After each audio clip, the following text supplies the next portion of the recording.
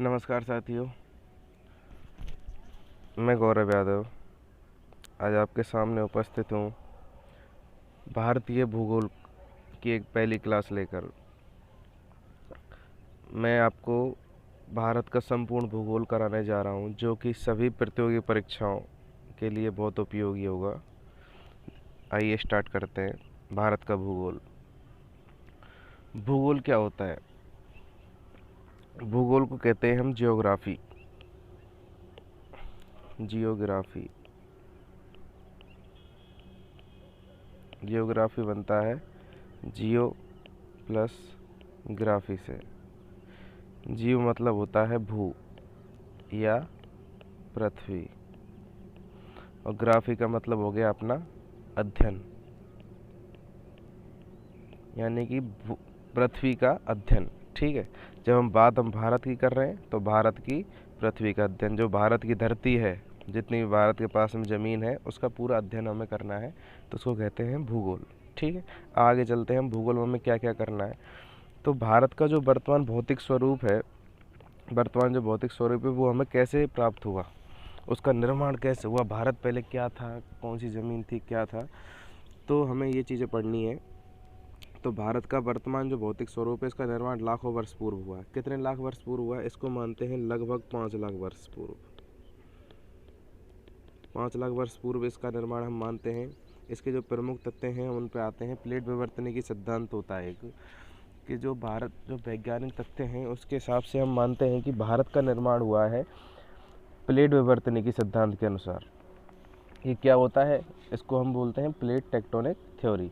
ठीक है, plate tectonic theory क्या होता है? इस अवधारणा में एक वैज्ञानिक हुए थे हमारे, उन्होंने ये अवधारणा दी थी प्लेट विवर्तनिकी की, कि प्लेट विवर्तनिकी के अनुसार एक विवर्तनिक प्लेट ठोस चट्टान विशाल व अनियमित आकार का खंड है। मतलब एक जो विवर्तनिकी प्लेट होती है, जो टेक्टोनिक प्लेट होती है, टेक्टोनिक प्लेट एक ठोस चट्टान है। ठोस चट्टानों बहुत बड़ी और अनियमित आकार की, उसका मतलब कोई आकार नहीं है, ऐसी बिखरी हुई सी, कहीं से ऊंची कहीं से नीची, लेकिन बहुत ज़्यादा कठोर है और बहुत बड़ी है। ठीक है, तो वो होती है अपनी एक विवर्तनिकी प्लेट। ठीक, विवर्तनिकी प्लेट होती है अनियमित आकार की, बिल्कुल बहुत बड़ी चट्टान। हमने ये चीज़ें बहुत बार सुनी है, भारत गोंडवाना लैंड का हिस्सा था, लेकिन गोंडवाना लैंड है क्या?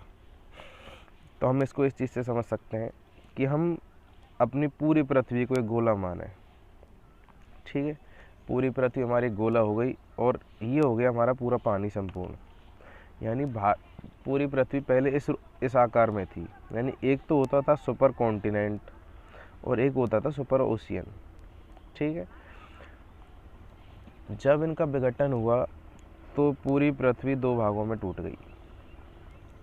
तो उसमें जो उत्तर वाला जो हिस्सा था तो वो कहलाता था अंगारा लैंड, और जो दक्षिण वाला हिस्सा था वो कहलाता था गोंडवाना लैंड।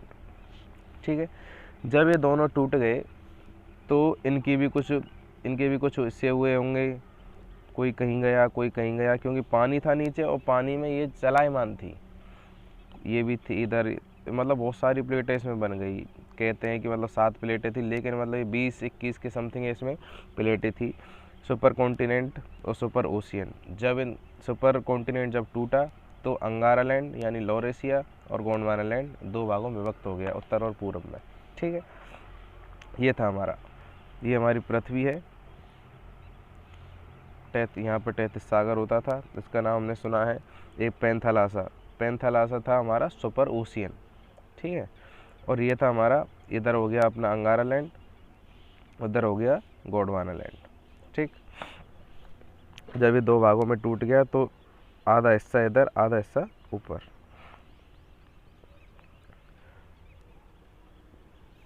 जैसा कि अभी बताया, ये प्लेटें दुर्बलता मंडल पर एक दृढ़ इकाई के रूप में क्षैतिज अवस्था में चलायमान थी, क्योंकि जैसे दक्षिण की तरफ है तो दक्षिण की तरफ क्षैतिज दिशा में चलेगी, यूँ चलेगी, इधर चलेगी या फिर इधर चलेगी, ऐसे नहीं कि मतलब ऊपर निकल जाए। ठीक है, और उसी प्रकार जो ऊपर की तरफ जो अंगारा लैंड था उसकी भी इधर चलेंगी और इधर चलेंगी, गोंडवाना लैंड की इधर चलेंगी और इधर चलेंगी। ठीक है, प्लेट टेक्टोनिक सिद्धांत के अनुसार पृथ्वी का स्थलमंडल 7 मुख्य व कुछ छोटी प्लेटों में विभक्त हो गया। तो प्लेटें किस प्रकार हैं उनको हम देखते हैं। जैसे फर्स्ट इसको लेते हैं हम, ये थी यूरेशियन प्लेट। एक ये हो गई नॉर्थ अमेरिकन प्लेट, एक यूरेशियन प्लेट ये हो गई। क्योंकि जब हम ग्लोब में देखते हैं ना, तो ये वाला हिस्सा और ये वाला हिस्सा ये दोनों जुड़े हुए हैं। इनको जैसे हम इधर यूँ जोड़ देते हैं तो यहाँ पे अपनी यूरेशियन प्लेट पूरी बनती है। एक ये हो गई पैसिफिक प्लेट, एक ये हो गई। लेकिन जो अपने भारत का निर्माण हुआ था वो हुआ था इंडो ऑस्ट्रेलियन प्लेट से। एक ये साउथ अमेरिकन प्लेट है, ये अरबियन अफ्रीकन प्लेट है। तो ऐसे बहुत सारी प्लेटें थी। Cocoa plate, Juan de Fuca plate, Scotia plate, Antarctic plate, बहुत सारी प्लेटें बन गई थी इनका अंगारा लैंड और गोंडवाना लैंड में विभक्त होने के बाद में। ठीक है, तो जैसे ये आपको आकृति यूँ दिखाई दे रही होगी, ये हमारे भारत का हिस्सा है।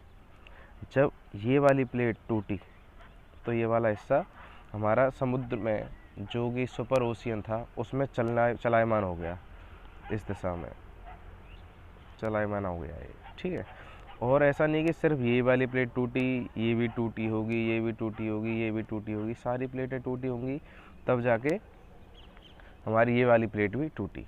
ठीक है, जितनी भी संसार की छोटी व बड़ी प्लेटें हैं उन सब का ये वितरण था कि मतलब कैसे कैसे पहले ये बना हुआ था पूरा सुपर कॉन्टिनेंट। ठीक है, प्रमुख प्लेटें कौन कौन सी थी? उत्तर अमेरिकी प्लेट, दक्षिण अमेरिकी प्लेट, अंटार्कटिक प्लेट, प्रशांत महासागर plate, Indo Australian New Zealand plate जो कि हमारी है, जहाँ पर हम निवास करते हैं, अफ्रीकी प्लेट जहाँ पर दक्षिण अफ्रीका और अफ्रीका जो महाद्वीप है प्रेजेंट में वो, यूरेशियन प्लेट, यूरेशिया बनता है अपना यूरोप प्लस एशिया। आज के संदर्भ में बात करें यूरोप प्लस एशिया, लेकिन पहले एक था तो यूरेशिया था, इसको अलग अलग कर दिया तो यूरोप बन गया और एशिया बन गया। ठीक है, जो पूरा जो अपना पहले था सुपर कॉन्टिनेंट उसको हम बोलते थे पेंजिया हम उसको बोलते थे, और जो सुपर कॉन्टिनेंट था उसको बोलते थे हम पैंथलासा।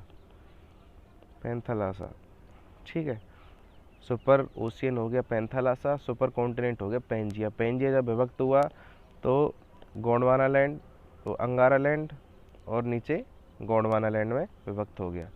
ठीक है, उसकी जो प्लेटें थी, प्रमुख प्लेटें अपनी ये 7 हो गई। अपनी भारतीय जो प्लेट कहलाती है वो इंडो ऑस्ट्रेलियन न्यूजीलैंड प्लेट कहलाती है। 36 दिशा में ये चलायमान थी। जब ये टूटी तो उत्तर वाली जो थी ऊपर की अंगारा लैंड की, वो इस दिशा में चली होंगी या फिर इस दिशा में चली होंगी, और उसी प्रकार नीचे वाली भी पूरब में या पश्चिम में। ठीक है, इनको क्योंकि ये इनका जो चलायमान क्षेत्र था वो था क्षैतिज, हॉरिजॉन्टल। ठीक है, ओके। प्लेट संचरण में भी 3 प्रकार की प्लेट सीमाएं बनती हैं। जो क्या क्या सीमा होती हैं इसमें, पहली जो सीमा होती है अपसारी सीमा। अपसारी सीमा क्या है? जब 2 प्लेट एक दूसरे के विपरीत दिशा में चलती हैं, जब 2 प्लेट एक दूसरे के विपरीत दिशा में चलती हैं तो नई प्रॉपर्टी का निर्माण होता है। जैसे ये बड़ी प्लेट है, ये टूटी और एक चलती इधर और एक चलती इधर। ठीक है, तो ये 2 नई प्रॉपर्टी बन गई। ठीक है, तो ये तो होती है अपनी अपसारी सीमा। उस अगली आती है अपनी अभिसरण सीमा। अभिसरण सीमा को कहते हैं हम कोवर्जेंट बाउंड्री। जब एक प्लेट दूसरी प्लेट के नीचे धंसती है और जहाँ भू प्रॉपर्टी नष्ट होती है, यह 3 प्रकार से हो सकता है। क्या होता है? जैसे हमारी थी एक तो यूरेशियन प्लेट और एक थी हमारी इंडो ऑस्ट्रेलियन प्लेट। जब ये दोनों टकराई तो ये तो थी हमारी डेंसर और ये थी लाइट। ठीक है, ये चीज़ अभी मैं आगे बताऊंगा, लेकिन एक बार जो अभिसरण सीमा है उसको समझाने के लिए मैं अभी बता रहा हूँ। जो अपनी भारतीय प्लेट थी वो इधर से आई और ये अपनी वहाँ पे विद्यमान थी यूरेशियन प्लेट।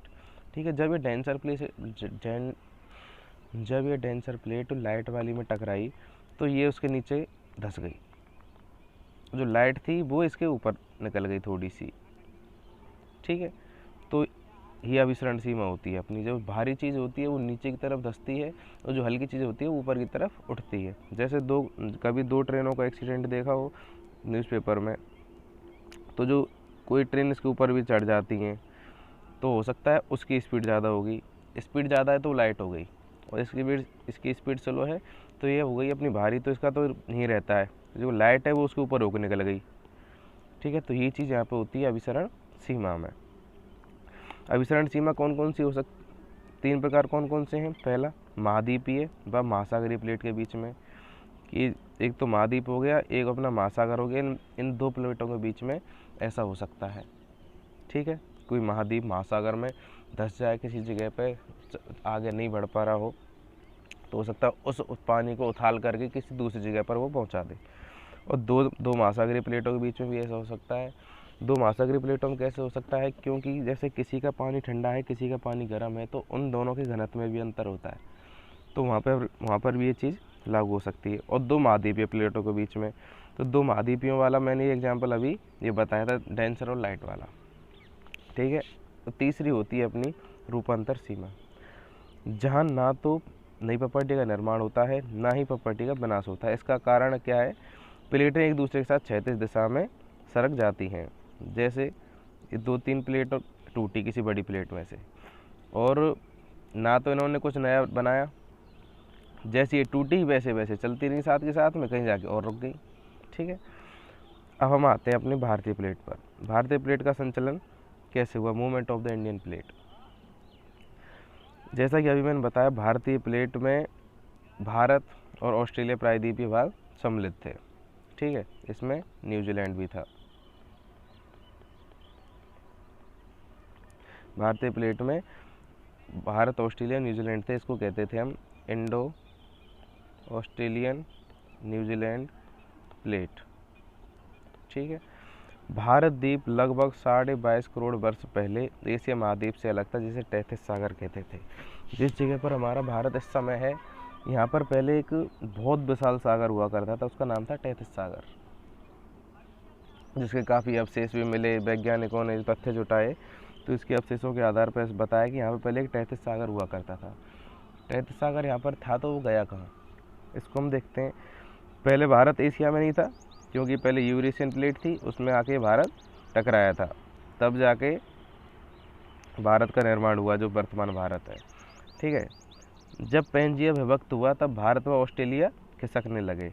जब पैंजिया में बिखराव हुआ था, सारे मतलब टूट गई थी प्लेटें, तो भारत और ऑस्ट्रेलियन प्लेट जो थी वो भी टूट गई। ठीक है, और क्षैतिज दिशा में चलायमान थे। तो जैसे पूरे पैंजिया में से यहाँ पर हमारी प्लेट थी, यहाँ से टूटी, इधर इस दिशा में चल दी, और यहाँ पर थी हमारी यूरेशियन प्लेट। ठीक है, भारत उत्तर की ओर और ऑस्ट्रेलिया पूर्व की ओर। भारत उत्तर पूर्व की ओर चला था, क्योंकि ये क्षैतिज तो वर्टिकल तो जा नहीं सकता था, तो यूँ चला ये टेढ़ा। ठीक है, और ऑस्ट्रेलिया हमारा यूँ सीधा चला, क्योंकि जब आप मैप में देखते हैं तो जैसे पूरा ग्लोब है, तो इसमें ऑस्ट्रेलिया इस जगह पर है और भारत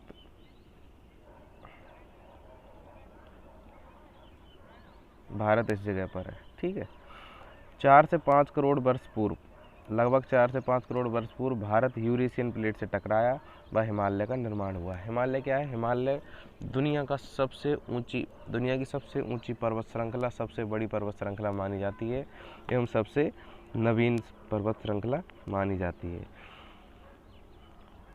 और जो हमारा हिमालय है वो सबसे नवीन तो है ही, लेकिन इसका निर्माण अभी भी चल रहा है, क्योंकि वैज्ञानिकों ने जो तथ्य बताए हैं उसके अनुसार हिमालय की ऊंचाई अब भी हर साल बढ़ रही है, धीरे धीरे धीरे धीरे।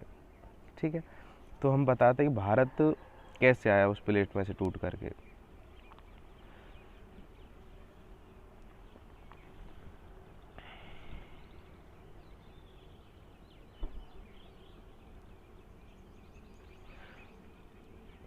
जैसे 7 मिलियन पूर्व, 7 लाख वर्ष पूर्व, 7 लाख वर्ष पूर्व ये भारत था। जब वहाँ से 2 प्लेटें टूटी तो भारत हमारा इस दिशा में चलायमान हो गया। ठीक है। भारत पानी में खिसकता रहा, फिर हमारी स्थिति इस जगह पर हो गई। ये जो भूमध्य रेखा है, भूमध्य रेखा पर पहुंच गया भारत 5 लाख वर्ष पूर्व। और भूमध्य रेखा से हमारा जो प्रेजेंट लोकेशन है वो है 876 किलोमीटर दूर, 876 किलोमीटर दूर है। तो वो दूरी भी इसने तय कर ली, ठीक है। और अपनी जो यूरेशियन प्लेट थी उसमें आकर के भारत हमारा टकरा गया, ठीक। और एक नए उपमहाद्वीप का निर्माण हो गया जिसका नाम था भारत, ठीक है। हिमालय की उत्पत्ति बताते हम कैसे हुई कि जब ये टकराया, जब हमारा भारत टकराया यहाँ पर आकर के, तो इस बीच में जो समुद्र था उसका पानी इधर चला गया, इधर चला गया, ठीक है। समुद्र में बहुत सारे खनिज होते हैं, बहुत सारे मिनरल्स, जीवाश्म, बहुत सारी चीज़ें ऐसी होती हैं जो उसमें रहती हैं समुद्र में। क्योंकि आपने देखा होगा कि समुद्र में से इन चीज़ों को निकाला जाता है, दोहन किया जाता है, जिस देश के पास भी जो भी राइट्स होते हैं उसके हिसाब से। तो समुद्र के अंदर जितने भी जीवाश्म थे, मिनरल्स थे, और भी बहुत सारी चीज़ें, पत्थर, कंकड़, सारी चीज़ें जो भी थी, तो एक साथ तो सारी निकल नहीं सकती। क्योंकि जब ये प्लेट हमारी नीचे की तरफ से आई, तो जो पानी था वो तो इधर निकल गया उथल के, लेकिन जो इसके जमाव थे, जो निक्षेप थे, वो इसके कहाँ जाएंगे? वो तो इनके बीच में ही आने, इन दोनों के बीच में, जो इन दोनों के बीच में ही आने। तो उनसे क्या हुआ, उनसे एक ऐसी आकृति बन गई कि जो कि ऊपर उभार सा आ गया उसका, कि जब दो प्लेटें टकरा रही तो उनके लिए जगह नहीं रही कहीं पे, तो वो चीज़ें ऊपर निकल के आ गई। तो वो चीज़ें ऊपर भी क्यों निकल के आई? क्योंकि भारत की जो प्लेट थी, ये वाली जो प्लेट थी भारत की, ये थी बहुत डेंसर, यानी कि इसका बहुत ज़्यादा वजन था। और ये जो अपनी यूरेशियन प्लेट थी, ये लाइट थी, ठीक है। यूरेशियन प्लेट लाइट थी और ये थी अपनी डेंसर। तो ये थोड़ी सी क्या उसके नीचे धंस गई और वो प्लेट थोड़ी सी ऊपर से उठ गई।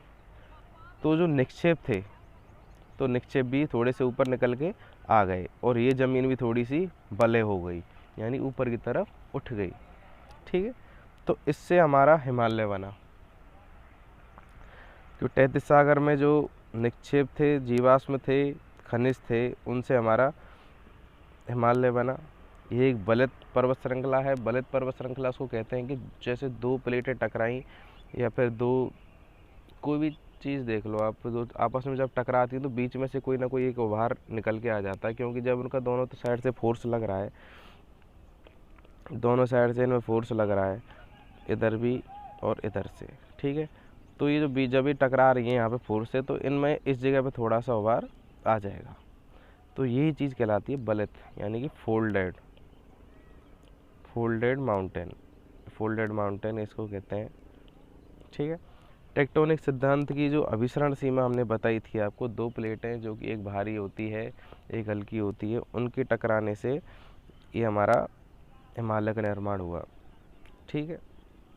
देखिए ये वाली जो चीज़ होती है, पहले जब भारत की प्लेट इससे टकराई और इधर ये अपनी यूरेशियन प्लेट है, तो इसका रेफरेंस पॉइंट था। तो भारत की जो वो क्या नीचे की तरफ थोड़ी धंसती चली गई, तो यूरेशियन प्लेट थोड़ी हल्की थी, तो ये थोड़ी ऊपर की तरफ निकली और इस तरह से जो निक्षेप हैं वो अपने ऊपर आ गए और कुछ इसकी ज़मीन थी, भूमि थी, जो ऊपर उठ गई।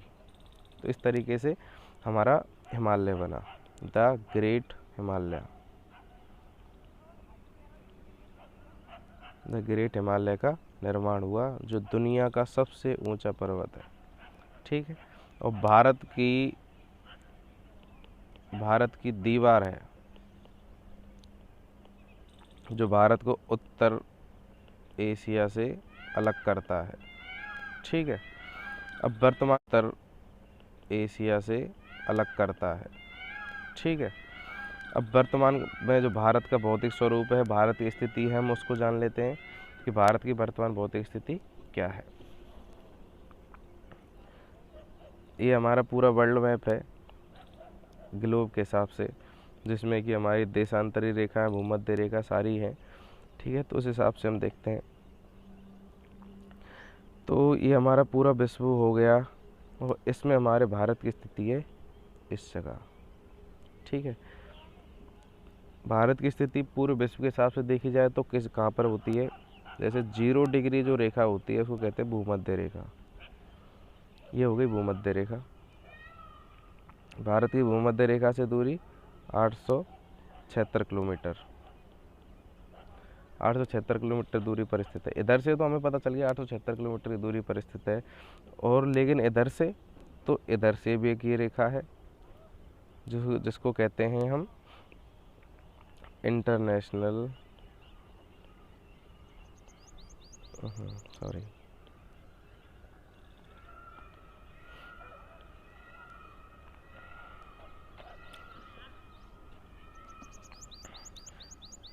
ये 0 डिग्री देशांतर रेखा होती है, जो कि वर्टिकली पूरे विश्व को 2 भागों में विभक्त कर रही है। ठीक है, तो इसके ऐसा नहीं है कि मतलब इसकी और भी रेखाएं नहीं है, इसके समांतर में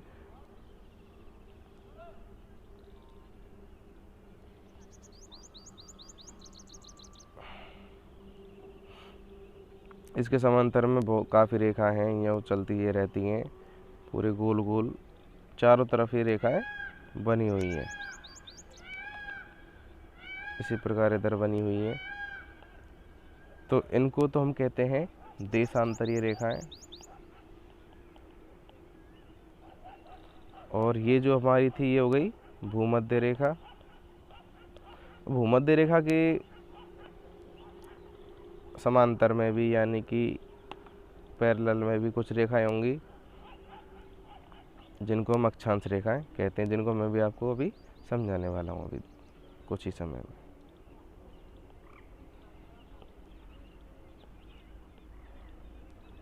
ठीक है, तो भारत की स्थिति देशांतरी रेखा से हो गई पूर्व में, ईस्ट में इधर से स्थिति हो गई, और इधर जो एक अपनी इक्वेटर थी इससे हो गई नॉर्थ में। तो भारत को मानते हैं हम नॉर्थ लॉन्गिट्यूड पे और ईस्ट लैटिट्यूड,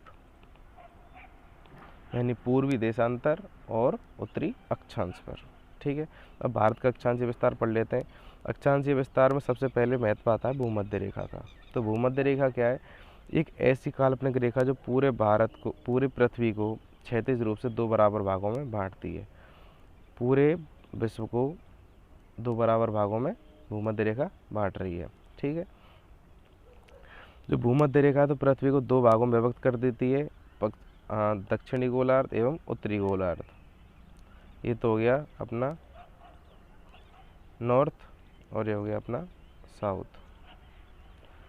ठीक है, 2 गोलार्धों में इसको बटा दिया। जैसे ये पूरा अपना गोले को हमने काट दिया आधा, तो ये आधा गोला, ये अधर आधा गोला, तो ये तो नॉर्थ गोला हो गया, ये साउथ गोला हो गया। ठीक है, भूमध्य रेखा को हम 0 डिग्री रेखा कहते हैं। पृथ्वी का अक्ष सबसे उत्तरी ध्रुव एवं सबसे दक्षिणी ध्रुव को मिलाता है। ये जो हमने रेखा खींची है देशांतर रेखा, ये हमारे नॉर्थ पोल और साउथ पोल, इन दोनों को मिलाती है। ये जो सबसे उत्तरी बिंदु है पूरी पृथ्वी के, ये सबसे उत्तरी बिंदु, ये सबसे दक्षिणी बिंदु, इन दोनों को जब हमने मिलाया तो ये हमारी देशांतरी रेखा बनी थी। ठीक है, पृथ्वी का सबसे उत्तरी पॉइंट और एवं सबसे जो साउदर्न पॉइंट है उसको मिलाने पर हमारा पृथ्वी का अक्ष बना, जिसको ही हम देशांतर कहते हैं। जैसे ये हमारा पृथ्वी का अक्ष है, जैसे कोई लट्टू है तो इस पर घूमता है, एक पॉइंट के ऊपर घूमता है वो लट्टू, तो हम उसको कहते हैं उसका अक्ष। उसी प्रकार ये पृथ्वी का अक्ष है,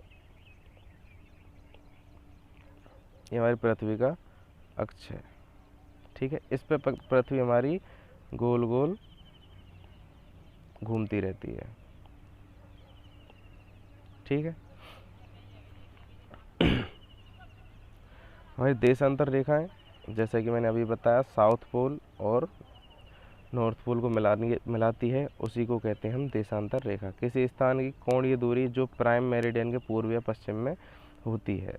कोणीय दूरी जैसा कि इसमें दे रखा है 30 डिग्री, 60 डिग्री, 90 डिग्री, 120, 150, 180। तो पूरा तो 360 होता है, लेकिन जब ये इधर यूँ चल रहा है, जब ये एंटी क्लॉकवाइज जब ये चल रहा है, घूम रही है पृथ्वी, तो इसको हम पॉजिटिव में यहाँ तक लेते हैं, उसके बाद फिर हम माइनस में इसको लेते हैं।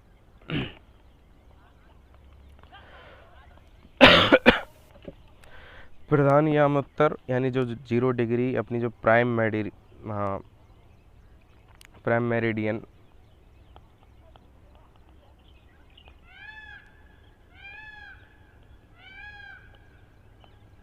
जो अपनी प्राइम मेरिडियन जो रेखा है 0 देशांतर, उसके दोनों ओर 180 डिग्री तक देशांतरी रेखाएं होती हैं।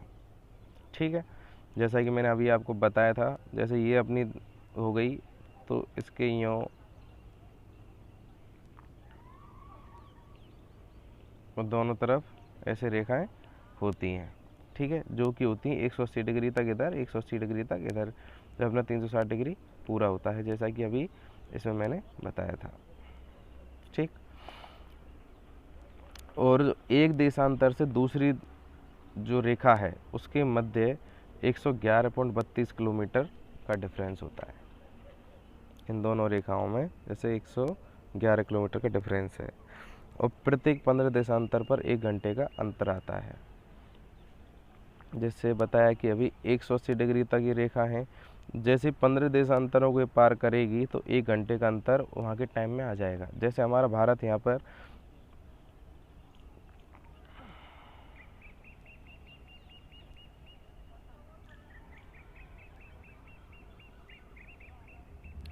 जैसे हमारा भारत है, भारत का यहाँ पे अब इतना हम ले लेते हैं कि हमारा इस जगह पर देशांतर आ रहा है, एक देशांतर हमारा इधर है, एक तो पश्चिम में, एक पूर्व पॉइंट में।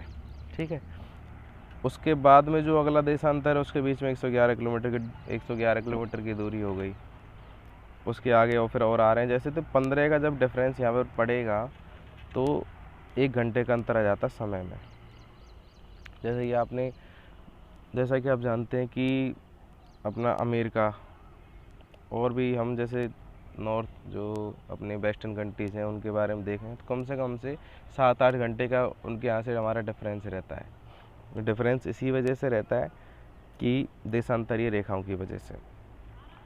और पृथ्वी जब अपने अक्ष पर घूमती है, 360 डिग्री घूमती है, तो उसमें लगते हैं 24 घंटे। ठीक है, कि जब 15 देशांतर पर 1 घंटा लग रहा है तो 360 देशांतर पर कितना घंटे लगेंगे, ये अपने लगेंगे 24 घंटे। ठीक, ये हमारी देशांतरी रेखा हो गई क्लियर। उसके बाद आते हैं हम अक्षांशीय रेखाओं पर, इनको कहते हैं हम लॉन्गिट्यूड। भूमध्य रेखा के उत्तर व दक्षिण में एक यामोत्तर पर किसी भी बिंदु पर पृथ्वी केंद्र से मापी गई कोणीय दूरी अक्षांश कहलाती है।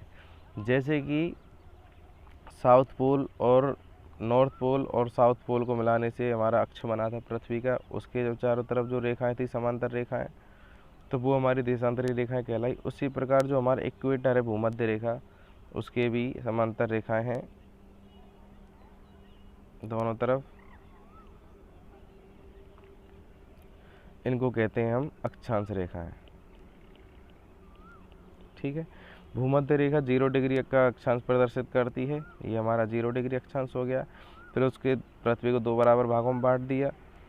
उसके बाद नॉर्थ में और साउथ में 90 डिग्री, 0 से 90 तक अक्षांश पाए जाते हैं। ठीक है, और अक्षांश रेखाओं की कुल अक्षांश रेखा हो गई हमारी 181, यानी 90 तो हमारी इधर है और 90 इधर है, और बीच में एक इक्वेटर, यानी 180 रेखाएं अक्षांश रेखाएं हो गई। ठीक है, अब हम भारत के सामान्य परिचय पर आते हैं। सामान्य परिचय हमारे भारत का, तो भारत का जो कुल क्षेत्रफल है वो होता है 32,87,263 वर्ग किलोमीटर। विश्व में भारत क्षेत्रफल की दृष्टि से 7वें स्थान पर है, जो पूरे विश्व के क्षेत्रफल का 2.42% है। ठीक है,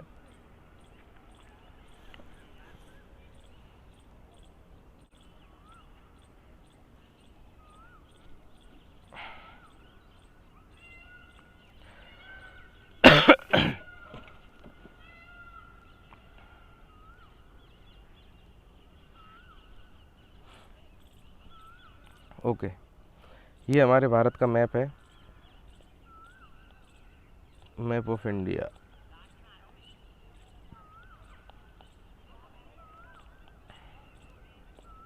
ठीक है, ये हमारे भारत का बहुत ही प्यारा सा मैप है। अब इसके बारे में हम आपको बताते हैं कि अक्षांशीय विस्तार इसका क्या है।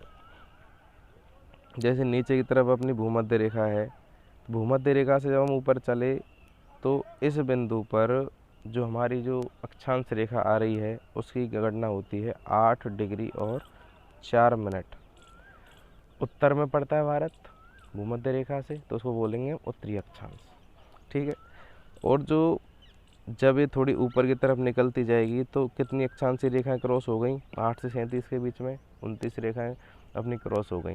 ठीक है, तो इस जगह पर जब हमारा उत्तरी बिंदु आ जाता है तो यहाँ पर 37 डिग्री 6 मिनट ये माना जाता है। उसी प्रकार सबसे जो पश्चिमी बिंदु है हमारा, वहाँ पर 68 डिग्री 7 मिनट देशांतर रेखा बोल रही है। और जो हमारा लास्ट पॉइंट इधर है पूर्व में, वहाँ पर हमारी आ रही 97 डिग्री 25 मिनट पूर्वी देशांतर। देशांतर रेखा से तो पूर्व में और भूमध्य रेखा से उत्तर में, तो पूर्वी देशांतर और उत्तरी अक्षांश। ठीक है, भारत की इस पॉइंट से इस पॉइंट तक की दूरी 2933 किलोमीटर। और कश्मीर में जो इंदिरा कॉल हमारा सबसे अंतिम बिंदु है, उत्तरी बिंदु, उससे लेकर कन्याकुमारी जो हमारा दक्षिणतम बिंदु है मुख्य भूमि का, उसको कहते हैं हम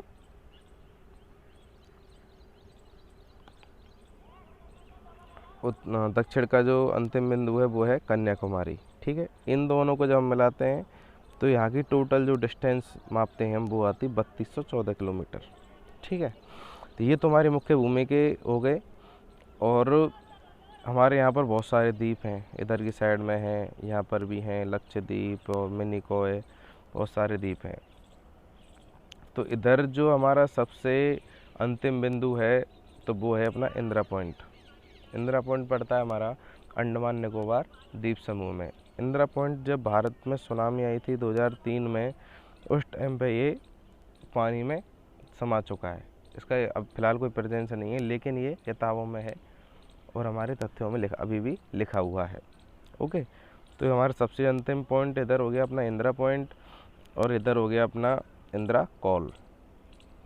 पूरब में पड़ता है केबिथू अरुणाचल प्रदेश में।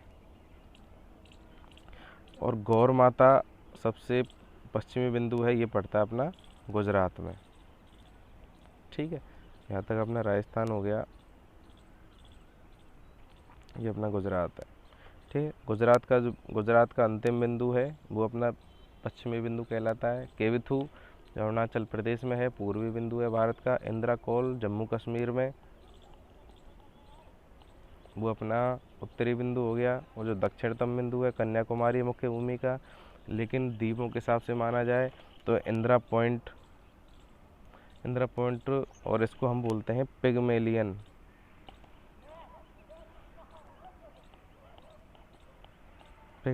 बिंदु, पिगमेलियन पॉइंट भी इसको कहते हैं। ठीक है, तो पूर्व से पश्चिम विस्तार पड़ा हमने 2933 किलोमीटर। ठीक, देशांतरीय विस्तार 68 डिग्री 7 मिनट पूर्वी देशांतर से 97 डिग्री 25 मिनट, इनके दोनों के बीच में अपना भारत आ गया पूर्वी और पश्चिमी के हिसाब से। गौर माता गुजरात का अंतिम छोर है, और किबिथू अरुणाचल प्रदेश में, जो कि हमारे पूर्वी बिंदु और पश्चिमी बिंदु हो गए। उत्तर से दक्षिण विस्तार देखा जाए तो 3214 किलोमीटर होता है, 8 डिग्री 4 मिनट पर भूमध्य रेखा से, और ऊपर 37 डिग्री 6 मिनट। ये हो गया हमारा उत्तरी अक्षांशीय विस्तार। इंदिरा कॉल जो सबसे ऊपर उत्तर में है जम्मू कश्मीर में। कन्याकुमारी भारतीय भूमि का अंतिम बिंदु केरल, इन दोनों के बीच में डिफरेंस हो गया अपना 3214 किलोमीटर। ठीक है, अब हम आते हैं भारत की सीमाओं पर। भारत की सीमा कितनी है? भारत की जो कुल सीमा है तटीय प्लस स्थलीय सीमा। इन दोनों को मिलाकर भारत की सीमा है 22,716। 22,716 भारतीय सीमा है। उसमें स्थलीय सीमा की लंबाई है 15,200 किलोमीटर, तटीय सीमा की लंबाई है 7,516 किलोमीटर। ठीक है, जो मैंने ये ब्लू इंक में बनाई है ये तो हमारी हो गई स्थलीय सीमा, जिसकी लंबाई है 15,200 किलोमीटर। और ये जो मैंने पिंक में बनाई है इसको कहते हैं हम तटीय सीमा। तटीय सीमा क्यों है? क्योंकि इसके हमारे चारों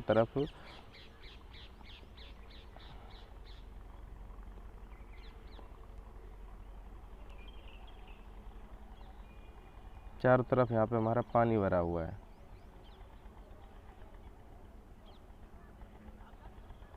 हमारा आधा भारत समुद्र में तैरता हुआ भारत है, डूबा हुआ है, तो ये हमारी तटीय सीमा यहाँ तक हो गई। ठीक है, तटीय सीमा हमारी 7,516 किलोमीटर हो गई। कैसे होती है? मुख्य भूमि की, जो अपनी मुख्य भूमि है इसको हम मुख्य भूमि कहते हैं, इसकी तो हो गई 6100 किलोमीटर।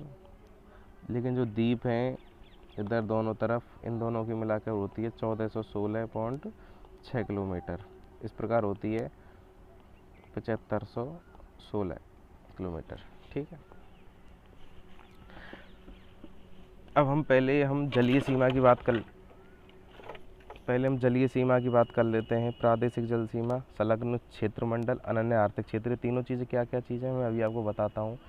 कि जैसे हमारा समुद्र है, ठीक है, ये समुद्र है, समुद्र में हमारे अधिकार कहाँ कहाँ तक हैं, यानी कि हम कौन से संसाधन जो समुद्र के हैं उनको हम यूज कर सकते हैं, कौन से संसाधन जिनको हम यूज नहीं कर सकते, और कर सकते हैं तो कहाँ तक कर सकते हैं, उनकी बाउंड्रीज होती हैं। क्योंकि समुद्र हमारा ही नहीं है, स्पेशल हिंद महासागर नाम होने से समुद्र हमारा नहीं हो गया, सिर्फ हमारे नाम पर नामकरण है उसका हिंद के नाम पे।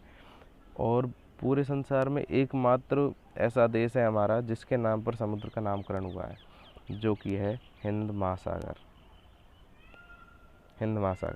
ठीक है, तो हिंद महासागर में हमारी सीमाएं, जैसे हम यहाँ तक यूँ मान लेते हैं इतनी सीमाएं हमारी हैं, और ये चारों तरफ होंगी यूँ करके।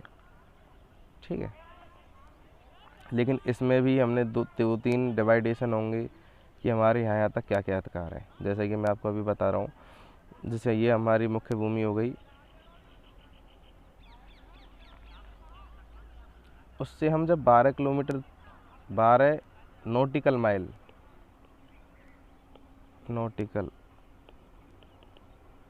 जब हम 12 नॉटिकल माइल हम सब समुद्र में चलेंगे तो उसको कहते हैं हम प्रादेशिक जल सीमा।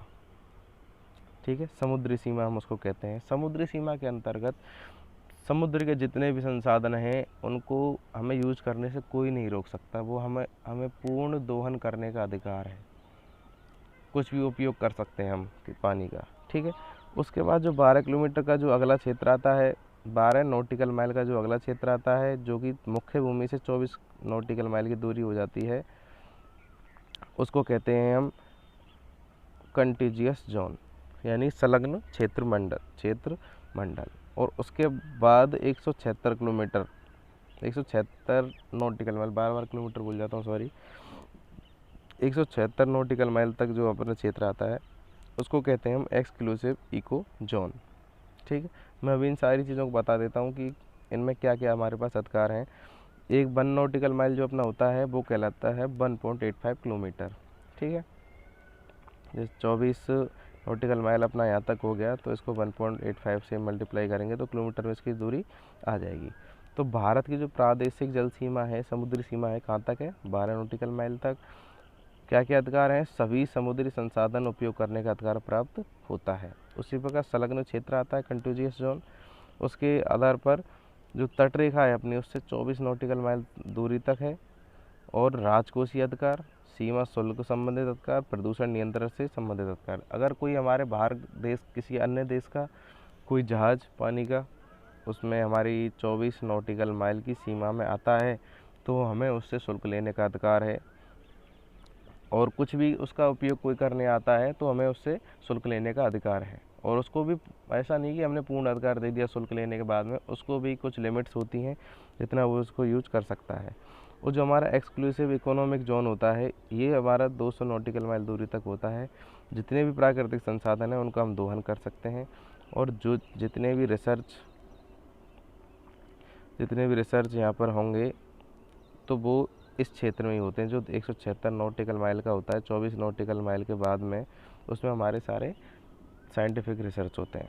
ठीक है, उसके बाद स्टार्ट होता है हाई सी। हाई सी का मतलब है सभी देशों का पूर्ण अधिकार, सभी देशों का समान अधिकार होता है, किसी का कोई रोकने नहीं जा सकता किसी को कि भाई तुम यहाँ पे क्यों घूम रहे हो, तो हमने जहाज़ को कैसे लिया है यहाँ पे, भैया ये सबका है, इस पर कोई नहीं आ सकता। ठीक है, अब हम भारत के तटीय प्रदेशों की बात करते हैं तो गुजरात, महाराष्ट्र, गोवा, कर्नाटक, केरल, तमिलनाडु, आंध्र प्रदेश, उड़ीसा, पश्चिम बंगाल, 1 2 3 4 5 6 7 8 9, टोटल 9 राज्य हैं हमारे जो भारतीय तटीय सीमा पर आते हैं। ठीक है, सर्वाधिक लंबी सीमा गुजरात की है और सर्वाधिक कम सीमा वाला राज्य कौन सा है, गोवा।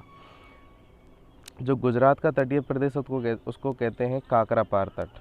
ठीक है, भारत और पाकिस्तान के बीच में तटीय स्थलीय सीमा को लेकर विवाद है, जो कि जम्मू कश्मीर में स्थित है, LOC, उसको लेकर विवाद है क्योंकि भारत के एक कश्मीर भारत के कब्जे में है, आधा कश्मीर पाकिस्तानी कब्जे में है। उन दोनों की जो मध्य सीमा है उसको लेकर हमेशा विवाद चलता रहता है। लेकिन एक विवाद का कारण भैया समुद्र में भी है, इसको कहते हैं sir creek. Sir creek 24 degree 30 minute यानी भारतीय भूमि से थोड़ा सा पहले एक जगह पड़ती है जो कि समुद्र में है, लेकिन बहुत दलदली भूमि है। लेकिन दो देशों के बीच में ये चीज़ मैटर नहीं करती, वो ज़मीन कैसी कैसी नहीं, बस उनको हक जताना होता है अपना, उन्हें अपनी ताकत का प्रदर्शन करना होता है। तो भारतीय इसको अपनी मानते हैं, पाकिस्तानी अपनी मानते हैं, लेकिन भारत के ही पास है। ठीक है, सर क्रीक जो भारत पाक विवाद का कारण है वो भी इसी तट पर स्थित है। दमन द्वीप, गोवा, महाराष्ट्र के तट कोंकण तट कहलाते हैं। मैं अभी इन सभी को बता देता हूँ आपके लिए कि कौन कौन से तट क्या कहलाते हैं।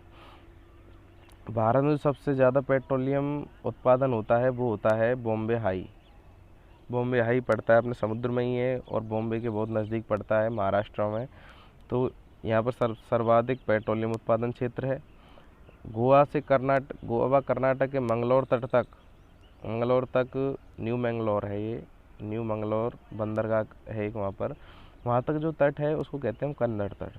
केरल का तटीय प्रदेश मालाबार तट कहलाता है। भारत का सबसे महत्वपूर्ण बंदरगाह मालाबार है क्योंकि यहाँ थोरियम जो हमारा न्यूक्लियर जो अपने मिनरल्स होते हैं वो उसमें थोरियम होता है मेन इम्पोर्टेंट। ठीक है, वो यहाँ पर पाया जाता है। और सबसे पहले जो मानसून होता है अपना चक्रवात, जो अपने मानसून आते हैं केरल से ही वो हमेशा स्टार्ट होता है। ये जैसे भारत है तो हमारा केरल पड़ता है यहाँ पर, तो केरल का मानसून आता है सबसे पहले हमारा, जिसको कहते हैं हम दक्षिणी पूर्वी मानसून।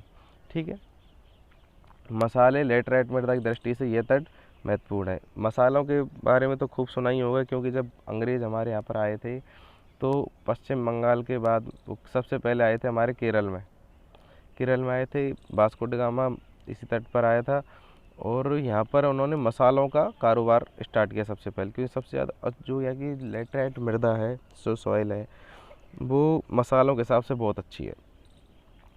तमिलनाडु का तटीय प्रदेश कोरोमंडल कहलाता है। कन्याकुमारी से विशाखापट्टनम तक ये विस्तृत है और विशाखापट्टनम को ही नया नाम जो है वो है वाइजैग भी इसको बोलते हैं। विशाखापट्टनम का नया नाम है। और वाइजैग से महानदी तक जो तटीय प्रदेश है उसको उत्तरी सरकार के नाम से जाना जाता है। एक बार आपको बता देता हूँ मैं, ये हमारे गुजरात की सीमा हो गई।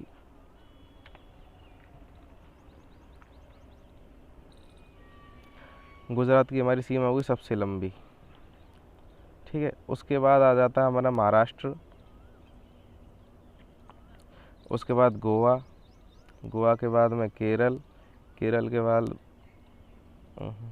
महाराष्ट्र, बीच में कर्नाटक आ जाता है अपना और इधर तमिलनाडु आ जाता है। तो ये जो तट है ये काकरापार तट हो गया।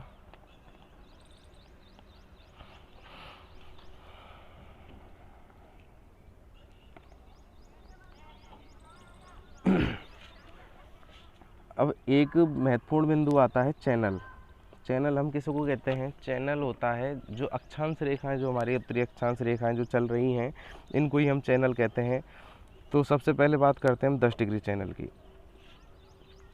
तो 10 डिग्री चैनल की हम जब बात करते हैं तो ये अंडमान और निकोबार को अलग करता है, कि अंडमान निकोबार द्वीप हमारे यहाँ पर स्थित हैं, और अंडमान निकोबार को जो अलग कर रही है रेखा, उसको कहते हैं 10 डिग्री। जैसे अंडमान और निकोबार जो दो द्वीप हैं, अंडमान निकोबार द्वीप समूह इसको नाम बोलते हैं हम, तो उनको अलग करने वाला 10 डिग्री चैनल है। उसी प्रकार इधर की तरफ में लक्षद्वीप पड़ता है हमारा, उसको 9 डिग्री चैनल अलग करता है।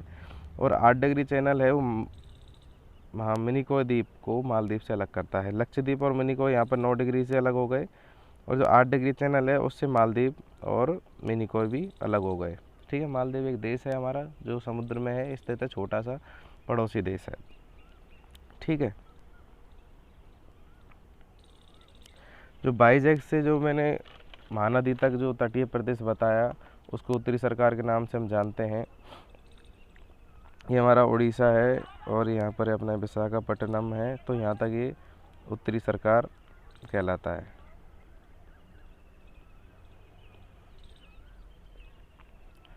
और जो कन्याकुमारी से विशाखापट्टनम तक जो विस्तृत है, कन्याकुमारी से लेकर जो विशाखापट्टनम तक यहाँ तक जो फैला हुआ है, इसको कहते हैं कोरोमंडल।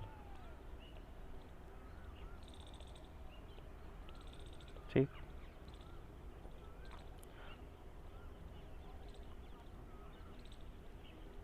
और जो हमारे केरल का वो है मालाबार। ठीक है, कोको स्टेट। कोको स्टेट क्या चीज़ है? कोको स्टेट भारत को म्यांमार से अलग करता है। म्यांमार किधर है? म्यांमार है हमारा यहाँ पर। ठीक है, और ये हमारा बांग्लादेश हो गया।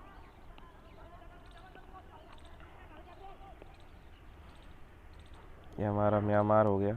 ठीक है, तो यहाँ पर एक उनका छोटा सा द्वीप है जिसका नाम है Coco, Coco island. Coco island से भारत की जो भूमि अलग होती है उसको कहते हैं हम कोको स्टेट।